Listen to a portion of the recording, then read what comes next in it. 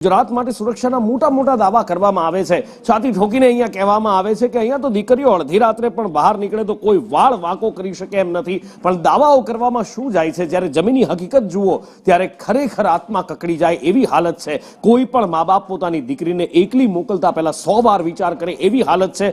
સુરતથી ક્યારેક અમદાવાદથી તો ક્યારેક દક્ષિણ ગુજરાતથી ક્યારેક સૌરાષ્ટ્રથી આવી ઘટનાઓ સામે આવતી રહે છે અને ફરી એકવાર રાજકોટમાં સામે આવ્યું છે, જ્યાં એક સગીરા પર પાશવી બળાત્કાર ગુજારવામાં આવ્યો। મયુર પાસેથી વિગતે જાણીએ।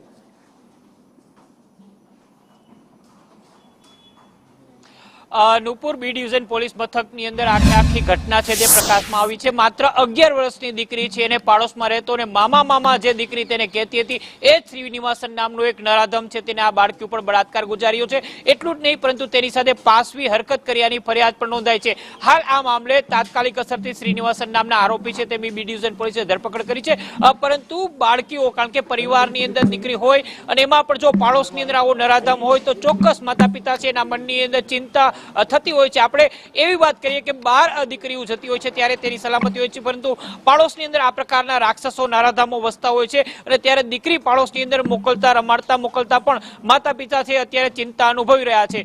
બી ડિવિઝન પોલીસે હાલ તો આ કાર્યવાહી કરી છે, પરંતુ નશ્યત પહોંચે આવા જ આરોપીને આવા જે લોકો મનની અંદર ખરાબ વિચાર કરતા હોય છે એના ઉપર પણ એક સખત છાપ છૂટે એ પ્રકારની કાર્યવાહી જો કરવામાં આવે તો ચોક્કસ પ્રકારથી આ પ્રકારના ગુના અટકી શકે છે। પરંતુ અત્યારે તો એમ કહી શકાય કે રાજકોટની અંદર દીકરીઓની ચિંતા જે દીકરીઓના મા બાપ છે એને આ ઘટનાને કારણે થઈ રહી છે। અને ન માત્ર દીકરીઓ પણ ગુજરાત